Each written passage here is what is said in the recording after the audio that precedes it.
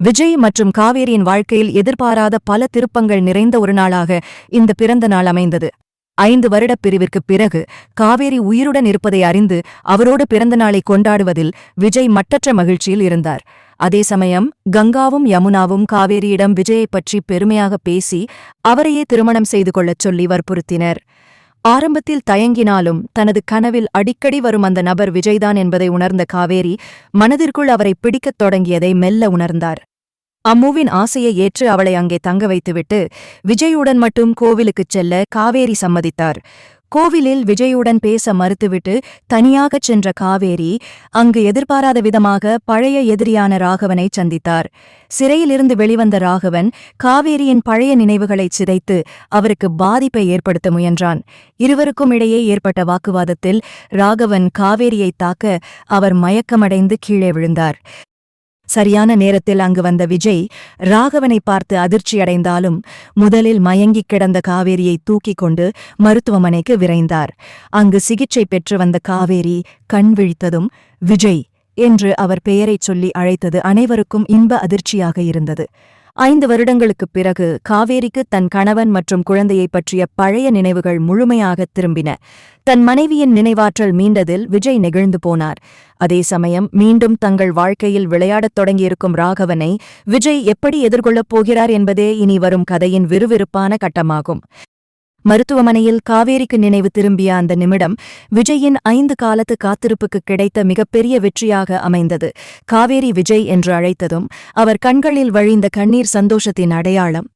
மருத்துவமனைக்கு ஓடி வந்த சாரதா காவேரி பழைய நினைவுகளோடு இருப்பதை பார்த்து அப்படியே திகைத்து நின்றார்.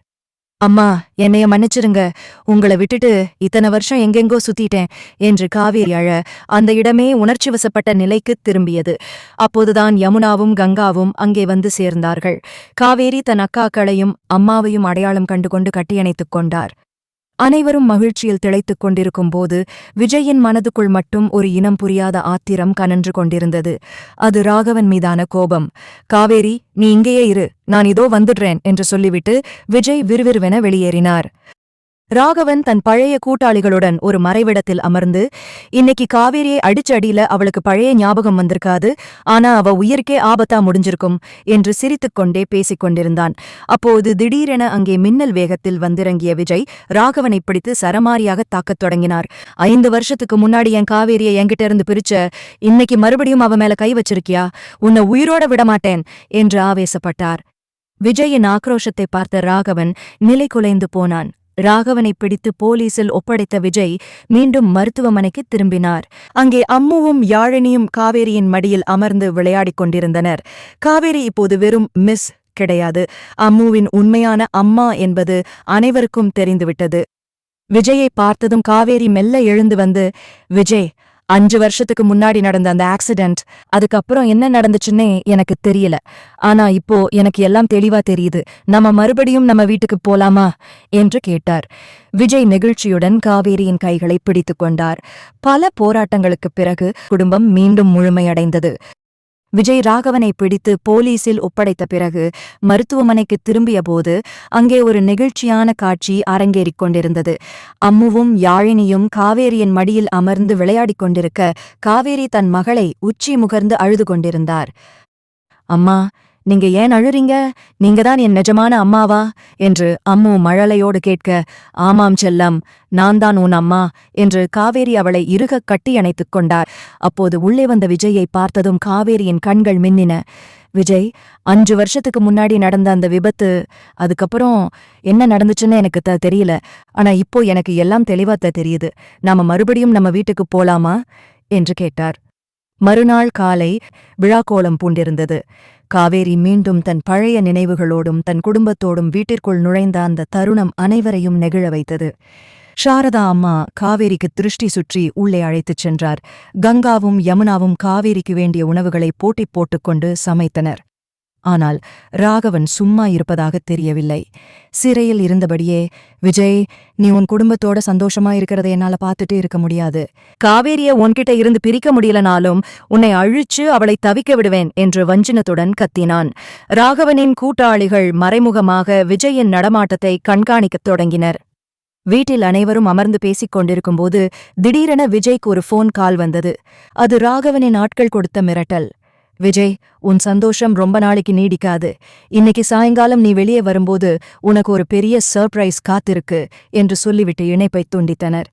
விஜய் இதைப் பற்றி யாரிடமும் சொல்லாமல் அமைதியாக தன் அறையில் யோசித்துக் கொண்டிருந்தார். அப்போது அங்கே வந்த காவேரி விஜயின் கையைப் பிடித்து, விஜய், ஏதோ தப்பா நடக்குதுன்னு எனக்கு தோணுது. உங்க முகம் சரியில்லை, என்ன விஷயம் என்று கேட்டார். விஜய் உண்மையைச் சொல்லத் தயங்கினாலும் காவேரியின் பிடிவாதத்தால் ராகவனின் மிரட்டலைப் பற்றிச் சொன்னார். காவேரி சிறிதும் பயப்படாமல், விஜய், 5 வருஷத்துக்கு முன்னாடி நான் தனியா இருந்தேன். ஆனா இப்போ நாம ஒன்னா இருக்கோம். அந்த ராகவனால இனி நம்மள ஒண்ணுமே பண்ண முடியாது. நாமளே அவனை நேருக்கு நேர் சந்திப்போம் என்று தைரியம் கூறினார். மாலையிலே விஜய் சொன்ன இடத்திற்குச் செல்லத் தயாரானார். ஆனால் அவர் தனியாகச் செல்லவில்லை. போலீஸ் பாதுகாப்புடனும் ராகவனின் சதித் திட்டத்தை முறியடிக்க ஒரு ரகசியத் திட்டத்துடனும் கிளம்பினார். ராகவன் அனுப்பிய ஆட்கள் விஜய்யைத் தாக்கத் தயாராக இருந்தபோது எதிர்பாராத விதமாக போலீஸ் அவர்களை சூழ்ந்து கொண்டது. ராகவனின் அத்தனை திட்டங்களும் தவிடுபொடியானது. இறுதியாக காவேரியும் விஜயும் அம்முவுடன் சேர்ந்து கோவிலுக்குச் சென்று சாமி தரிசனம் செய்தனர். இனி நம்ம வாழ்க்கையில எந்தப் பிரிவும் வரக்கூடாது என்று வேண்டிக் கொண்டனர். விஜய் மற்றும் காவேரியின் வாழ்வில் அந்த மருத்துவமனை சந்திப்பு ஒரு புதிய அத்தியாயத்தை தொடங்கி வைத்தது. பழைய நினைவுகள் திரும்பிய வேகத்தில் காவேரி தன் கணவன் விஜயையும் மகள் அம்முவையும் ஒரு நொடி கூட பிரியக்கூடாது என்பதில் உறுதியாக இருந்தார். ஆனால் ராகவன் சிறைக்குச் சென்றாலும் அவனது ஆட்கள் வெளியில் சுற்றிக் கொண்டிருப்பது விஜய்க்கு பெரும் கவலையை அளித்தது. மருத்துவமனையிலிருந்து டிஸ்சார்ஜ் ஆகி வீட்டுக்கு வந்த காவேரிக்கு சாரதா அம்மா ஆரத்தி எடுத்து வரவேற்றார். இத்தனை வருஷம் கழிச்சு என் பொண்ணு அவ புருஷனோடவும் குழந்தையோடவும் சந்தோஷமா இருக்கிறதை பார்க்கும்போது எனக்கு நிம்மதியா இருக்கு என்று ஆனந்தக் கண்ணீர் வடித்தார்.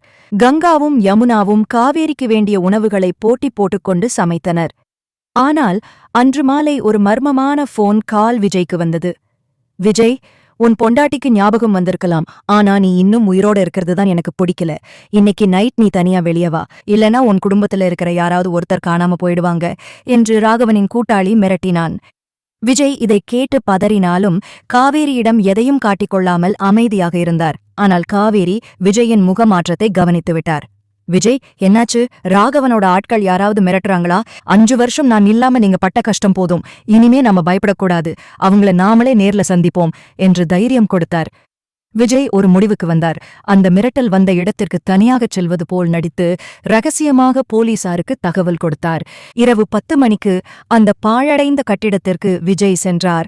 அங்கே ராகவனின் ஆட்கள் ஆயுதங்களுடன் விஜயை சூழ்ந்து கொண்டனர். என்னடா விஜய், உன் பொண்டாட்டி வந்த சந்தோஷத்துல ரொம்ப துள்ளுறியோ? இன்னைக்கு நீ வீட்டுக்கு உயிரோட போக மாட்ட என்று அவர்கள் நெருங்கினர். அப்போது திடீரென 4 பக்கமும் போலீஸ் வாகனங்களின் சைரன் சத்தம் கேட்டது. மறைந்திருந்த போலீசார் அவர்களைச் சுற்றி வளைத்தனர். அந்த கும்பல் தப்பிக்க முயன்றபோது விஜய் தன் ஆத்திரத்தையெல்லாம் திரட்டி அவர்களை துவம்சம் செய்தார். ராகவனின் மொத்த கூட்டமும் அன்று இரவு கைதானது. மறுநாள் காலை விடிந்தபோது காவேரியும் விஜயும் நிம்மதியாக கண் விழித்தனர். இனி எந்த மிரட்டலும் இல்லை, எந்த பிரிவும் இல்லை என்பதை உணர்ந்தனர். அம்மா ஓடி வந்து, அப்பா, அம்மா, இன்னைக்கு நாம எல்லாரும் சேர்ந்து வெளியே போலாமா என்று கேட்க மூவரும் கைகோர்த்து புதிய வாழ்க்கையை நோக்கிச் சென்றனர். வீடியோ பிடிச்சிருந்தா லைக் பண்ணுங்க, கமெண்ட் பண்ணுங்க, மறக்காம நம்ம சேனலை சப்ஸ்கிரைப் பண்ணுங்க. நன்றி.